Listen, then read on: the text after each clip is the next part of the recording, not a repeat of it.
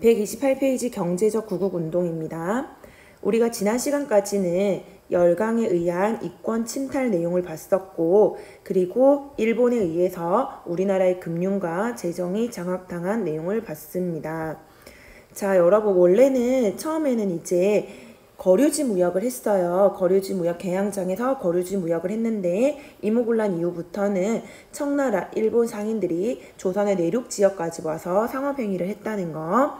그러면서 이제 청상인과 일본 상인의 무역 경쟁이 심화되고, 이거를 일본이 무력으로 해결하기 위해서 청일전쟁이 발발했다는 거. 그리고 이제 아관파천 이후에 열강들의 이권 침탈이 심했었고, 그 중에서도 일본이 우리나라의 철도 부설권을 다 장악을 했다는 거, 경인선, 경부선, 경의선, 경원선까지. 그 과정에서 많은 토지가 침략당하고 우리 한국인들이 노동력도 많이 갈취당하고 했던 내용을 봤습니다. 그리고 메가타 1차 한일협약에 의해서 재정고문이 되었던 메가타가 1905년에 화폐 정리 사업을 하면서 우리나라의 재정과 금융을 다 장악하게 되었다는 내용을 봤습니다. 이 시간에는 우리나라가 이제 일본의 열강들의 열강들의 이권 침탈, 그 다음에 청나라 일본 상인들의 상권 침탈, 이런 거에 대해서 어떤 식으로 대항을 해 나갔는지를 보도록 하겠습니다. 경제적 구국운동입니다. 경제적 구국운동. 자, 먼저 첫 번째 방공령을 볼 것이고, 두 번째 상인들의 상권 수호 운동, 그리고 우리나라 이제 이권 수호, 그 다음에 국채 보상 운동, 이렇게 보도록 하겠습니다. 먼저 방공령입니다. 방공령은 우리나라에서 밖으로 빠져나가는 쌀을 이제 막기 위해서, 쌀이 밖으로 유출되는 것을 막기 위한 하나의 법령이라고 보시면 돼요. 자, 방공령. 자, 개항 이후 우리나라에서 일본으로 많은 쌀들이 빠져나갔지. 그지? 우리나라는 쌀이 부족했어. 자, 조일 통상장정 1883년에 조일 통상장정에 보면 방공령을 규정을 해놨지요. 자연재해, 가뭄이 들거나 흉년이 들거나 자연재해에 의해서 쌀이 부족한 거를 염려해서 지방관들이 우리 지역의 쌀이 다른 지역으로 빠져나가는 거를 막을 수 있는 방공령이라는 거를 조일 통상장정에 규정을 해놨지요. 실제로 이제 100여 차례 조일 통상장정 방공령에 근거해가지고 100여 차례 방공령이 내려져요. 그렇지만 실질적으로 방공령이 적용이 되었다, 실시되었다, 그런 경우는 드물었어요. 대표적으로 이제 우리 여기 지도를 보시면 여기 함경도 지역에 89년도에, 그 다음에 90년도에 황해도 지역에 지방관이 방공령을 내렸어. 우리 황해도 지역의 함경도 지역의 쌀은 밖으로 빠져나갈 수 없다. 이런 식으로 해서 방공령을 내렸지만 일본이 절차상의 과정을 문제 잡아가지고 방공령이 제대로 실시되지 않았습니다. 오히려 너네 조선 때문에 우리가 피해를 봤다 하면서 이제 배상금을 오히려 받아가는 경우가 있었지요. 방공령의 규정에 보면 지방관은 방공령을 내리기 전에 1개월 전에 통보를 하게 돼 있어요. 그런데 그런 이제 절차상의 문제를 삼아가지고 오히려 배상금을 받아가기까지 했다는 것입니다. 자, 우리는 이렇게 우리나라에서 밖으로 빠져나가는 쌀 유출을 막기 위해서 방공령을 실시하고자 했었다는 거. 두 번째, 청나라 상인, 일본 상인이 이제 개항장을 벗어나서 조선의 내지까지 들어와서 상업행위를 하게 되지요. 그러면 조선에 있던 수많은 상인들이 이제 상권을 위협을 당할 것이고, 조선 상인들도 가만히 있을 수는 없겠지. 그치? 그래서 상권을 수호하기 위해서 어떻게 했는지 볼게요. 자, 먼저 여러분, 청나라고 일본 상인이 한성 지역에, 그러니까는 경성 지역, 수도에까지 와서 상업행위를 하니까는 당연히 중간 상인들이 이제 당연히 타격을 입을 것이고, 그 다음에 내륙 지역에서 상업행위를 하던 시전 상인들도 타격을 입었겠지요. 이에 맞서가지고 그래서 상인들이 이제 상회사라는 걸 차려요. 상회사는 뭐냐면 지금까지는 개개인별로 상업행위를 했다면 이제는 우리가 힘을 합쳐가지고 자본을 모아가지고 상업회사를 차리자는 거지요. 여기 상회사가 나오는데 상인들이 자본을 모아서 회사를 운영하는 거지요. 대표적인 회사가 평안도에 대동상해가 있고요. 평안도에. 그 다음에 우리 경성에, 한성에 이제 장통상해가 있는 거지. 대동상해 같은 경우에는 20여 명의 이제 상인들이 서로 자본을 합작을 해서 상회사를 세웠습니다. 그리고 이제 우리 조선 후기부터 이제 유명했던 경강상인 한성 부근에 이제 지방에서 여기 보시면 지방에서 이제 한성으로 들어오는 골목을 장악하고 있던 지방에서 이제 한성으로 들어오는 쌀 같은 거 지방의 쌀이 이제 한성으로 들어올 때 이 경강상인을 거쳐야 돼요. 자, 그런데 이제 개항 이후에 일본이 지방에서 한성으로 이제 경성으로 운반되던 쌀 이거를 독점을 했거든요. 일본이. 이에 맞서가지고 이제 경강상인이 증기선 배를 직접 구입을 해서 지방의 쌀들을 이제 한성으로 이제 운반하려고 했다는 거. 자, 그 다음에 시전상인들은 이제 상회사를 차리는 것뿐만 아니고 이제 나 더 이상 이런 식으로 하면 장사 못한다 하면서 파업행위를 하는 거지. 가게 문을 닫아요. 철시 운동을 벌여가지고 청나라 일본의 이제 상인들의 상권 침략에 맞서기도 했습니다. 그리고 황국중앙총상회라 해가지고 상인들이 연합을 해서 만들어진 조직이겠지. 상인들 연합 조직. 황국중앙총상회, 총연합회겠지. 상인들 모임. 상인들이 이런 모임을 만들어가지고 서로 이제 상권을 보호하고 그 다음에 이 외국 상인들의 불법 행위를 막으려고 했습니다. 그리고 특히 이제 러시아뿐만 아니고 러시아가 우리나라에 한러은행을 세우려고 하기도 했지만은 일본이 특히 우리나라 이제 금융과 재정을 장악하려고 했잖아요. 이에 맞서가지고 우리나라에서 많은 은행들이 이제 세워지게 됩니다. 일본의 금융기관 진출에 맞서서 일단 최초의 근대적 은행인 조선은행, 그 다음에 한성은행, 그 다음에 대한천일은행이 세워지게 됩니다. 특히 대한천일은행 같은 경우에는 황실의 지원을 받아서 세워진 은행이었고 당연히 이런 은행들은 상인들에게 자본을 빌려주기도 하는 것이고 대출 업무를 하기도 하고 세금 출납 업무도 했었다는 거. 특히 대한천일은행 같은 경우에는 청나라나 일본처럼 외국인들이 이용하기도 했었습니다.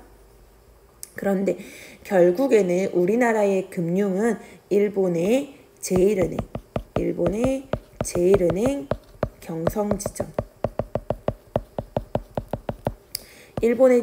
경성지점이 우리나라의 이제 중앙은행이 되는 거지.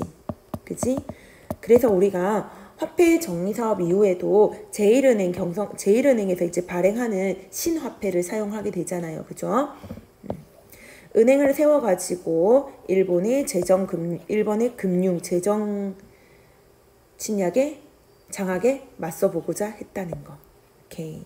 그 다음 페이지 129쪽입니다. 세 번째, 아관 파천 이후에 이제 여러 나라들, 프랑스, 독일, 영국, 그 다음에 러시아 이런 나라들이 우리나라에 많은 이권을 가져가게 되잖아요. 여기에 맞서서 이제 이권 수호 운동을 전개하게 되는데요. 자, 우리 독립협회가 특히 이제 러시아의 이권 침략에 맞서가지고 만민공동회 열어서 저령도 조차 요구도 저지시켰고 한러은행 또 폐쇄시켰고, 그지? 이런 거. 그 다음에 군사재정 고문 퇴출시키고 이런 거 했다는 거 배웠고요. 그 다음에 여러분 이거 꼭 앞에 찾아보세요. 앞에 여러분 독립협회 부분에 헌인 6조에 보면 우리나라가 다른 나라에게 이권을 양도할 때 어떤 식으로 했는지 이거 헌인 6조 내용 여러분 꼭 찾아보시기 바랍니다. 그 다음에 일본을 상대로 해서는 여러분 일본이 이제 우리나라에 황무지 개간권을 요구했었잖아. 여기 맞서서 우리는 보안회라는 거를 설립해가지고 일본의 황무지 개간을 저지하려고 했었다는 거. 그 다음에 농광회사를 이제 설립하기도 하는데 이거는 우리나라 사람들에 의해서 우리나라의 황무지를 개간하려고 했던 거지. 그러니까는 일본의 황무지 개간에 맞서가지고 우리가 농광회사라는 걸 차린 거예요. 잘 봐요. 일본이 황무지 개간권을 요구를 해요. 그래서 우리는 보안회를 만들어서 반대를 했고요.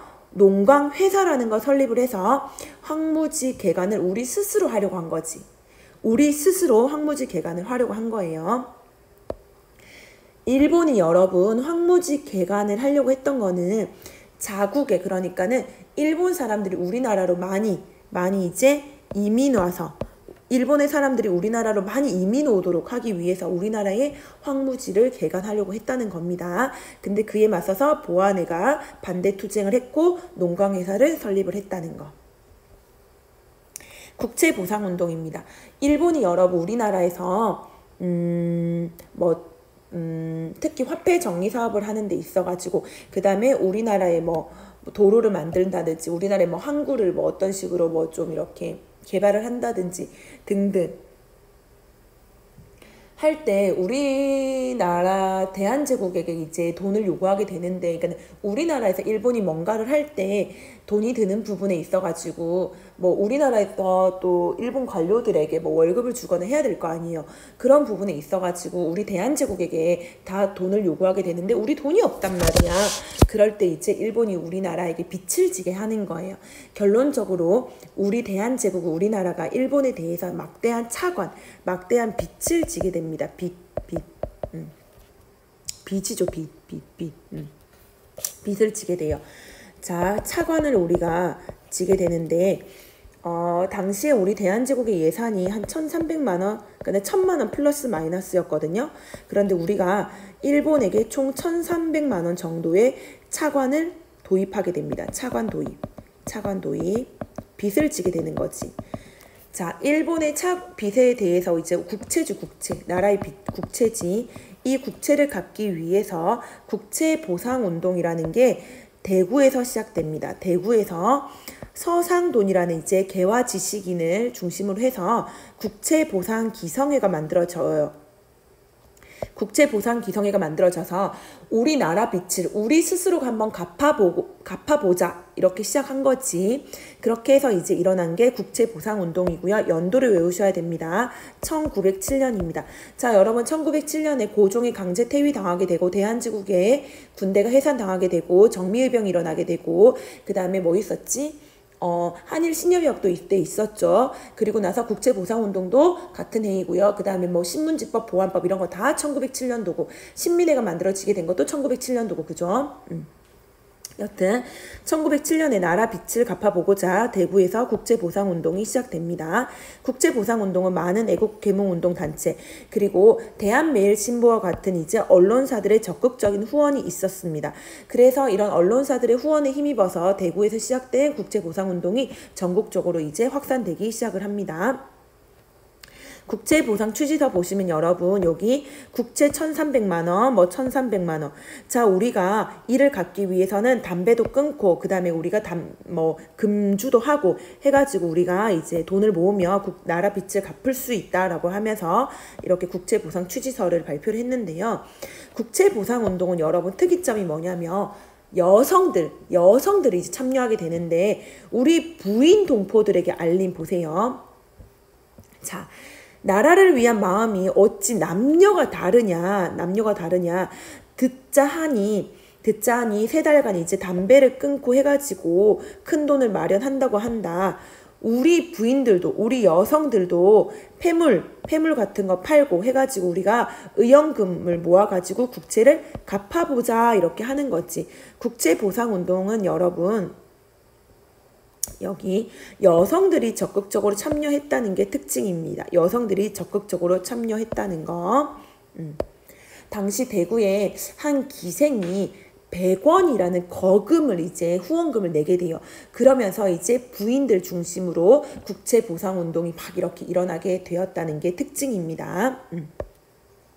자, 국채보상 취지서가 남성의 참여만을 제시한 것을 비판을 하면서 여성 참여를 촉구했다는 거. 이것이 이제 국채보상운동의 특징입니다. 그래서 여러분 여기 국채보상운동 기념비를 보면 개화지식인, 서상돈을 비롯한 개화지식인, 그 다음에 상인들, 그 다음에 여기 여성들이 형상화되어 있죠. 국채보상운동은 여성들의 참여도 두드러졌다는 게 특징이고, 국채보상운동 기록물이 유네스코 기록유산입니다. 기록유산입니다. 그런데 일본의 입장에서 이 국채보상운동도 당연히 자기들에게 이게 대항하는 운동으로 봤었고요. 그래서 이제 당시 이 양기타 국채보상운동에